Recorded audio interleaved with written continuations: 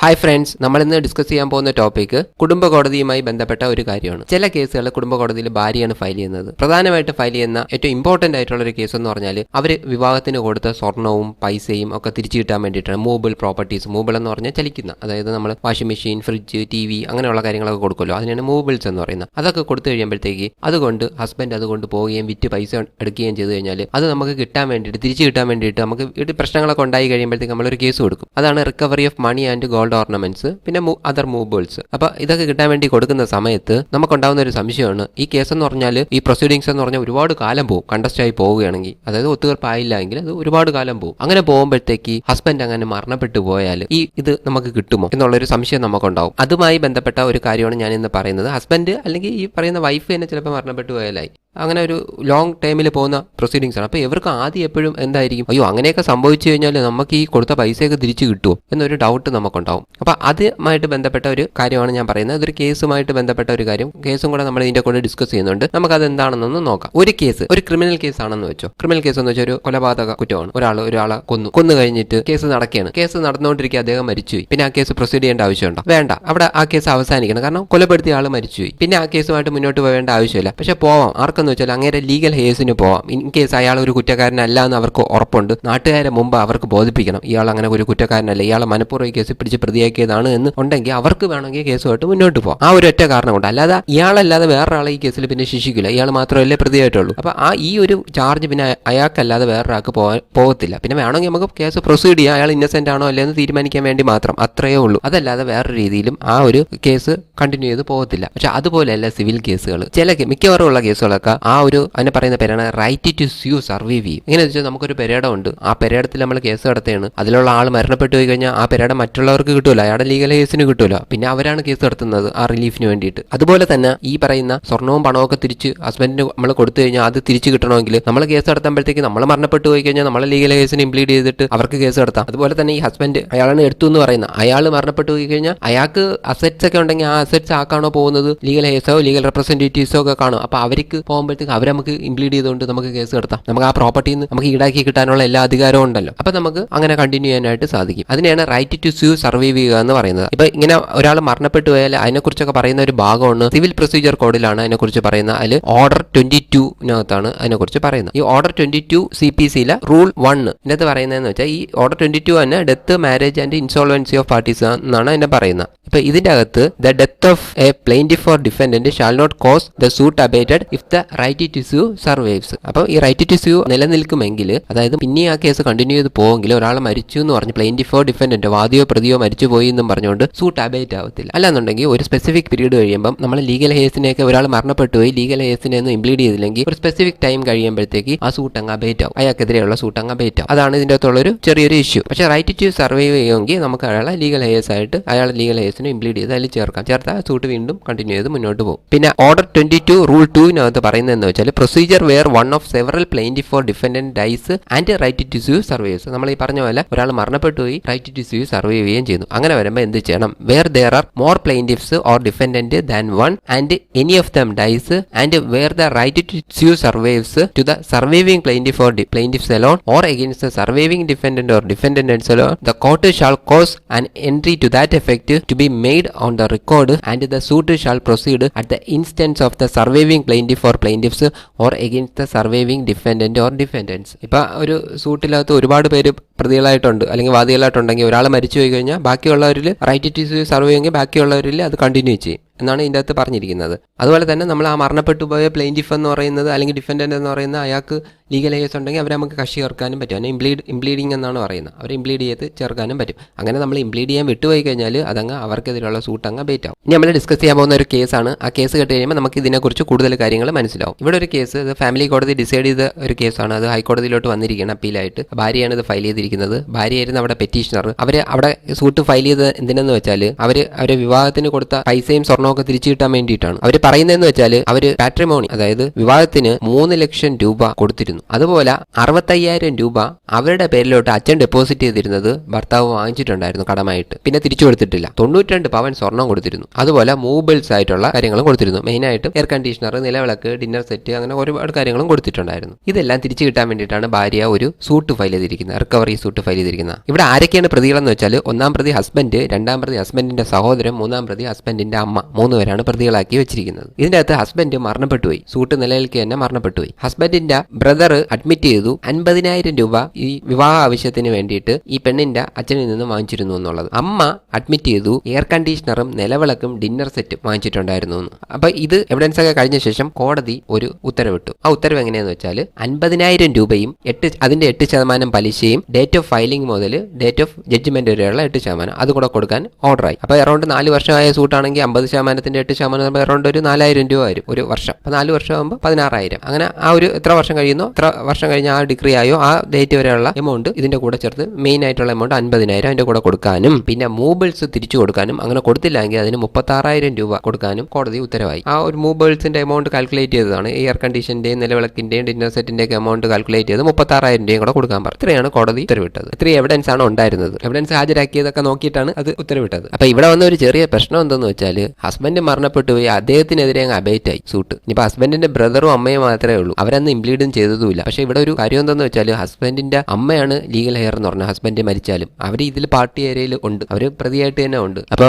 ഈ പറയുന്ന ഹൈക്കോടതിയിൽ വന്നപ്പം ഇവർ വാദിച്ചെന്തെന്ന് വെച്ചാൽ, അവർ ഇതിൽ പ്രതിയായിട്ടുണ്ട്, അവർക്കെതിരെയായിട്ട് സൂട്ട് കണ്ടിന്യൂ ചെയ്യുമെന്നാണ് ഈ വൈഫ് വാദിച്ചത്. കാരണം അവരിനി ഇംപ്ലീഡ് ചെയ്ത് ചേർക്കേണ്ട ആവശ്യമില്ല, അങ്ങനെ അബേറ്റ്മെന്റിന്റെ ആവശ്യമില്ല, അബേറ്റ് ചെയ്തത് തെറ്റാണ് എന്നുള്ളതാണ് ഇവിടെ കോടതിയിൽ വന്നത്. ഇതിൽ തന്നെ സാധാരണ രീതിയിൽ നമ്മളൊരു ആളില്ലെങ്കിൽ, ഒരാൾ മരണപ്പെട്ടു പോയാൽ അവർ ലീഗൽ ഹെയർസ് പാർട്ടി ഏരിയയിലുണ്ടെങ്കിൽ നമ്മളൊരു മെമ്മോ കൊടുക്കുകയാണ് ചെയ്യുന്നത്. ഇവിടെ പറഞ്ഞെന്ന് വെച്ചാൽ, വൈഫ് പറഞ്ഞെന്ന് വെച്ചാൽ, അവർ പറഞ്ഞു it is true that no memo was filed the appellant within statutory period reporting that the legal heir were already on the party array. അവർ മെമ്മോ കൊടുത്തില്ല, അതാണ് ഇതിനകത്ത് പറ്റിപ്പോയ ഒരു പ്രശ്നം എന്ന് പറയുന്നത്. മെമ്മോ കൊടുത്തെങ്കിൽ വേറെ ഇംപ്ലീഡിംഗ് പെറ്റീഷൻ ഒന്നും ഫയൽ ചെയ്യേണ്ട ആവശ്യമില്ല. മെമ്മോ സ്വീകരിച്ചുകൊണ്ട് കോടതി അവരെ ഇംപ്ലീഡ് ചെയ്തതായിട്ട് കണക്കാക്കിക്കൊണ്ട് കേസ് കണ്ടിന്യൂ ചെയ്യുകയാണ് ചെയ്യുന്നത്. അങ്ങനെ ഒരു ഓർഡർ കിട്ടിക്കഴിഞ്ഞാൽ നമുക്കുള്ള ഗുണം എന്തെന്ന് വെച്ചാൽ, ഹസ്ബൻഡിന്റെ അസറ്റ്സ് നമുക്ക് റിക്കവർ ചെയ്തെടുക്കാനായിട്ട് സാധിക്കും. ഇതിപ്പോൾ ഹസ്ബൻഡിന്റെ ഭാഗം അങ്ങ് അബേറ്റ് ആയതുകൊണ്ട് നമുക്കത് റിക്കവർ ചെയ്യാൻ പറ്റില്ല. അങ്ങനെ ഒരു ചെറിയൊരു ഇഷ്യൂ ഉണ്ടായി. അതുകൊണ്ടാണ് ഹൈക്കോടതിയിൽ വന്നത്. ഇവൻ അവർക്ക് അനുകൂലമായിട്ടുള്ള ഓർഡർ ആണെങ്കിൽ പോലും അവർക്ക് ഹൈക്കോടതിയിൽ വരേണ്ടതായിട്ട് വന്നു. പിന്നെ അവരെ ആർഗ്യൂ ചെയ്തെന്ന് വെച്ചാൽ, even if no application for impleading the legal heirs was made within the statutory period of limitation when at least one of the legal representatives was already on records and the right to sue survived the proceedings will not be abated എന്ന് അവർ argue ചെയ്തു. കാരണം ഒരു പാർട്ടിയിൽ അവർ legal hairs ഉണ്ട്, പിന്നെ എന്തിനാണ് ഒരു മെമ്മോ കൊടുത്തില്ല അല്ലെങ്കിൽ ഇംപ്ലീഡിംഗ് പെറ്റീഷൻ ഫയൽ ചെയ്തില്ല എന്നുള്ള കാരണം കൊണ്ട് അബേറ്റ് ചെയ്യുന്നത്, അത് തെറ്റാണ് എന്നുള്ള രീതിയിലാണ് അവർ കോടതിയിൽ കേസ് വാദിച്ചത്. അതിന് അവർ ഡിസിഷൻസും കോട്ട് ചെയ്തിട്ടുണ്ടായിരുന്നു. Mahabir Prasad versus Jage Ram and others, KG Kuruvila versus deputy collector LA and others. Even if there is no ground to hold that there was abatement, if really there was no abatement in law, since respondent 2 and 3 the only legal heirs of the first respondent were already in the party area, the estate of the deceased was substantially represented and so there was no abatement at all. അപ്പോൾ ഇതിനകത്ത് പറഞ്ഞെന്ന് വെച്ചാൽ, ഇപ്പൊ party ഏരിയയിൽ ആളുണ്ട്, അവരിപ്പം implead ചെയ്ത് അവർ ചേർക്കേണ്ട ആവശ്യമില്ല, അവരിവിടെ കിടപ്പുണ്ട്, ഡിഫൻഡന്റ് ആയിട്ടോ അല്ലെങ്കിൽ പ്ലെയിന്റിഫ് ആയിട്ടോ തന്നെ ആളുണ്ട് അവരുടെ ലീഗൽ ഹെയർസ്. അപ്പൊ ഇതിന്റെ അകത്ത് ഫോർ എക്സാമ്പിൾ അയാൾ മരിച്ചുവെങ്കിൽ, ഹസ്ബൻഡ് മരിച്ചെങ്കിൽ അയാളെ ലീഗൽ ഹെയർ എന്ന് പറയുന്നത് അയാളെ അമ്മയാണ്, പിന്നെ അയാളെ മക്കളാണ്, ഭാര്യയാണ്. അപ്പം ഇവര് എല്ലാം തന്നെ ലീഗൽ ഹെയർസിൽ മീൻസ് ഇതിൻ്റെ അകത്ത് ഇപ്പോൾ ഇതിലുള്ളത് ഭാര്യ അമ്മയാണ്. അപ്പം ഒരു ലീഗൽ ഹെയർ ആയിട്ടുള്ള അമ്മ ഇതിലുണ്ട്, ഓപ്പോസിറ്റ് പാർട്ടി ആയിട്ടുണ്ട്. അപ്പൊ അമ്മയാണ് ഇതിൻ്റെ അകത്ത് മെയിൻ ആയിട്ട് ലീഗൽ ഹെയർ എന്ന് പറയുന്നത്. അയാൾ മരണപ്പെട്ട് കഴിഞ്ഞാൽ ആ അമ്മ ഇവിടെ കിടക്കുമ്പോഴത്തേക്ക് പിന്നെ എന്തിനാണ് ഈ പറയുന്ന ഇംപ്ലീഡിംഗ് പെറ്റീഷൻ ഫയൽ ചെയ്യേണ്ടത്? അപ്പൊ അതിന്റെ അകത്ത് ആവശ്യമില്ല. അതാണ് ഈ ഡിസിഷനകത്തും പറഞ്ഞിരിക്കുന്നത്. അതുകൊണ്ട് അങ്ങനെ ഒരു അബേറ്റ്മെന്റ് വരില്ല എന്ന് കോടതി ഉത്തരവുണ്ട്. അത് ഇവർ ഇവിടെ കോട്ട് ചെയ്ത്. അടുത്തത് Parameswaran Padmanabhan Nambi versus Ramakrishna Iyer Raghava Iyer. A division bench of the court held that the civil procedure code does not provide for any application being made in that behalf and even an oral intimation will be sufficient. There is nothing in the civil procedure code to support the view that the failure to give the intimation and the consequent omission on the part of the court to make entry as required by Rule 2 of Order 22 CPC will make the decree a nullity. അപ്പോൾ ഇവിടെ പറഞ്ഞെന്ന് വെച്ചാൽ ഒരു oral intimation തന്നെ sufficient ആണ്. ഇതിനെക്കുറിച്ച് അറിയിച്ചുകൊണ്ടുള്ള ഒരു oral intimation sufficient ആണ്. ഇപ്പം അല്ലെങ്കിൽ അവരെന്ത് ചെയ്യണം?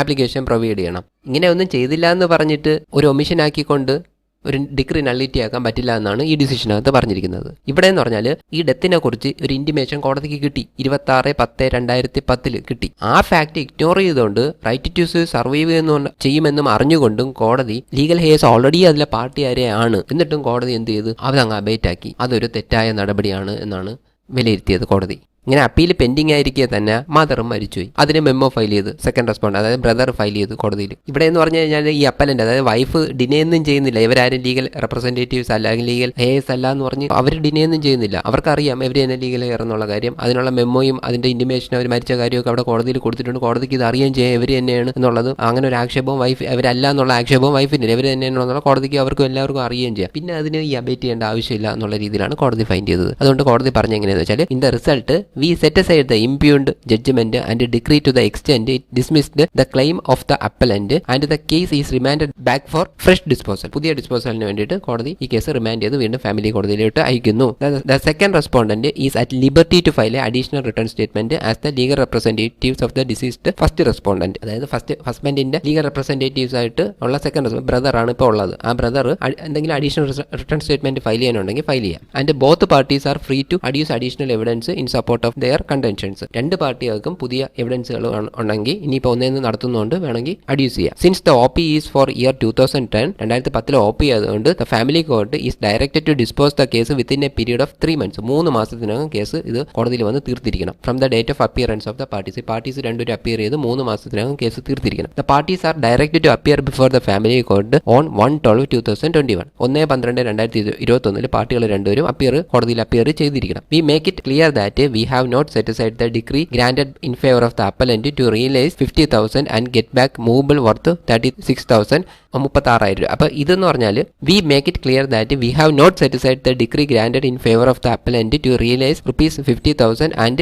to get back movables worth 36,000. നമ്മൾ ഈ ഡിഗ്രി, അതായത് ഓൾറെഡി ഫാമിലി കോടതി പാസ്സാക്കി ആ ഡിഗ്രി സെറ്റ് സൈഡ് ചെയ്യുന്നില്ല, അത് ഇനിയും നിലനിൽക്കും. അപ്പം എന്തെങ്കിലുമൊക്കെ ഉണ്ടെങ്കിൽ ഫ്രഷ് ആയിട്ടുള്ള എവിഡൻസ് വല്ലതും ഉണ്ടെങ്കിൽ എവിഡൻസ് കൊടുക്കാം, അഡീഷണൽ റിട്ടേൺ സ്റ്റേറ്റ്മെന്റ് ഉണ്ടെങ്കിൽ കൊടുക്കാം. 3 മാസത്തിനകം കോടതി ജഡ്ജ്മെന്റ് പാസ്സാക്കണം. ഇതാണ് ഫാമിലി കോടതിയുടെ ഉത്തരവ്. അപ്പോൾ ഇതിനകത്ത് പറഞ്ഞതെന്ന് വെച്ചാൽ ഹസ്ബൻഡ് മരിച്ചുപോയി എന്ന് പറഞ്ഞ് ആ സൂട്ട് അബേറ്റ് ആവത്തില്ല എന്ന് പറഞ്ഞു. അപ്പോൾ നമുക്ക് എന്തൊക്കെയാണ് കോടതി വിലയിരുത്തിയെന്ന് നോക്കാം. ഒന്ന്, ഓർഡർ 22 റൂൾ 2 ആണ്. Even if no application for impleading the legal heirs was made within the statutory period of limitation when at least one of the legal representatives was already on record and the right to sue survived, the proceedings will not abate. അത് പറഞ്ഞെന്ന് വെച്ചാൽ ഒരു application ഇംപ്ലീഡിംഗ് ചെയ്യാനായിട്ടുള്ള application statutory പീരീഡിൽ കൊടുത്തില്ല എന്ന് വെച്ച് at least 1 legal representative was already on record. നമ്മൾ ഈ ഒരു കേസിനകത്ത് തന്നെ ഒരാളുണ്ട്, ഒരു ലീഗൽ റെപ്രസെന്റേറ്റീവ്സ് ഉണ്ടെങ്കിൽ റൈറ്റ് ടു സൂ സർവൈവ് ചെയ്യുമെങ്കിൽ, അതായത് കേസ് പ്രൊസീഡ് ചെയ്ത് പോവേണ്ട കേസാണ്, അയാൾ മരിച്ചു കഴിഞ്ഞാലും കേസ് വീണ്ടും കണ്ടിന്യൂ ചെയ്യുമെങ്കിൽ ആ പ്രൊസീഡിങ്സ് അബേറ്റ് ആവില്ല. അതായത് പെറ്റീഷൻ ഫയൽ ചെയ്തില്ല എന്ന് പറഞ്ഞ ഒരു കാരണം കൊണ്ട്, ലീഗൽ ഹെയർസിനെ ഇംപ്ലീഡ് ചെയ്യാൻ പെറ്റീഷൻ ഫയൽ ചെയ്തില്ല എന്നുള്ള കാരണം കൊണ്ട് ഈ പറയുന്ന പെറ്റീഷൻ അബേറ്റ് ആവത്തില്ല, കേസ് അബേറ്റ് ആവത്തില്ല, അയാൾക്കെതിരെയുള്ള പാർട്ടിക്കെതിരെയുള്ള പ്രൊസീഡിങ്സ് അബേറ്റ് ആവത്തില്ല. അടുത്തത്, when the legal representatives of the diseased R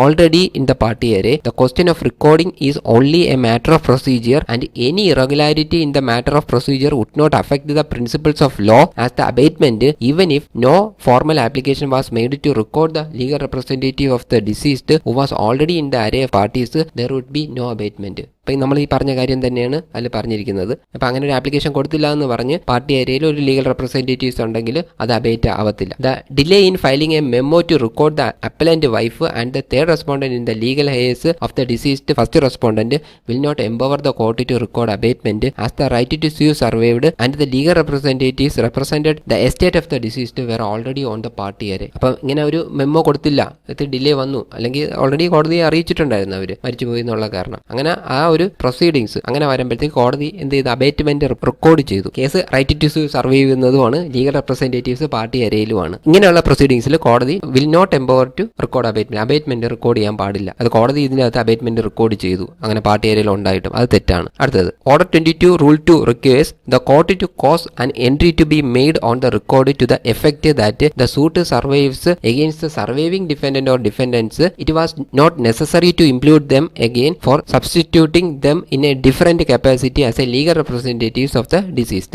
അപ്പോൾ ഇങ്ങനെ ഒരു സർവൈവിംഗ് ഡിഫൻഡൻസിൻ്റെ അഗേൻസ്റ്റ് ആയിട്ട് പ്രൊസീഡ് ചെയ്യുകയാണെങ്കിൽ ഇപ്പോഴത്തെ പാർട്ടി ഏരിയയിൽ ഓൾറെഡി ഉണ്ടെങ്കിൽ it was not necessary to implead them again. അവർ ഇനി പിന്നെ ഇംപ്ലീഡ് ചെയ്യേണ്ട ആവശ്യമൊന്നുമില്ല. For substituting them in a different capacity as the legal representative of the deceased. അപ്പോൾ അവരെ ഇനി ഇംപ്ലീഡ് ചെയ്യേണ്ട ആവശ്യമില്ല, അവർ ഓൾറെഡി പാർട്ടിയിലുണ്ട്. അപ്പോൾ അതിൻ്റെ ആവശ്യമില്ല എന്നും അവർ പറഞ്ഞു. അപ്പോൾ ഇതാണ് നമ്മുടെ കേസ്. ഇതിൻ്റെ അകത്ത് ഇപ്പം നമ്മൾ മനസ്സിലാക്കിയെന്ന് വെച്ചാൽ ഹസ്ബൻഡ് മരിച്ചുപോയി അല്ലെങ്കിൽ വൈഫ് മരിച്ചുപോയി എന്ന് പറഞ്ഞിട്ട് നമുക്ക് പൈസ വല്ലതും കിട്ടാനുണ്ടെങ്കിൽ സ്വർണ്ണം വല്ലതും കിട്ടാനുണ്ടെങ്കിൽ സൂട്ടങ്ങ് തീർന്നു പോകത്തില്ല. അത് വീണ്ടും കണ്ടിന്യൂ ചെയ്യും, അവരുടെ ലീഗൽ ഹെയർസിന് കണ്ടിന്യൂ ചെയ്യാം. അവർ പാർട്ടി ഏരിയയിലുണ്ടെങ്കിൽ പിന്നെ ഇംപ്ലീഡ് ചെയ്യേണ്ട ആവശ്യമില്ല. ഇതൊക്കെയാണ് നമ്മൾ പഠിച്ചത്. ഇതൊരു കോമൺ ആയിട്ടുള്ള ഒരു കാര്യമാണ്. ഇത് പലർക്കും അറിയത്തില്ല. പലർക്കും ആദ്യമാണ് കേസ് നടത്തുമ്പോഴേ. അപ്പം പൈസയൊക്കെ തിരിച്ചു കിട്ടാണ്ട് ഹസ്ബൻഡിന് വല്ലതും പറ്റിപ്പോയി, ചിലപ്പോൾ അസുഖമായിട്ട് കിടക്കുകയായിരിക്കും, അവർക്ക് വല്ലതും പറ്റിപ്പോയി നമുക്ക് പൈസ കിട്ടും, അല്ലെങ്കിൽ വൈഫിന് വല്ലതും പറ്റിയ ചിലപ്പോൾ ഹസ്ബൻഡുമാർ സന്തോഷിക്കും, വൈഫിന് വല്ലതും പറ്റി കഴിഞ്ഞാൽ ഇത് കൊടുക്കണ്ടല്ലോ എന്ന് വിചാരിക്കും. പക്ഷേ അതങ്ങനെയൊന്നുമല്ല, കൊടുക്കേണ്ടി വരും. അവർ ലീഗൽ റെപ്രസെൻറ്റേറ്റീവ്സിന് അല്ലെങ്കിൽ ലീഗൽ ഹെയർസിന് കേസ് കണ്ടിന്യൂ ചെയ്യാനായിട്ട് സാധിക്കും. അപ്പോൾ ഇതാണ് നമ്മൾ ഇവിടെ നിന്ന് പഠിച്ചൊരു കാര്യം ഈ ജഡ്ജ്മെൻറ്റിലൂടെ. അപ്പോൾ നമുക്കിനി പുതിയ വീഡിയോ ആയിട്ട് കാണാം. എൻ്റെ വീഡിയോയ്ക്കകത്ത് ഒരുപാട് ഞാൻ കേസുകൾ ഇട്ടിട്ടുണ്ട്. അത് നിങ്ങൾ കയറി നോക്കണം, പഠിക്കണം, അതിനെക്കുറിച്ച് മനസ്സിലാക്കണം. മനസ്സിലാക്കി കഴിഞ്ഞാൽ കുറച്ചുകൂടി എളുപ്പമാണ് നമ്മൾ കേസുമായിട്ട് മുന്നോട്ട് പോകുമ്പോഴത്തേക്ക്. നമുക്കൊരു അറിവുണ്ടെന്നുണ്ടെങ്കിൽ നമുക്ക് നല്ലതായിട്ട് മുന്നോട്ട് പോകാൻ പറ്റും.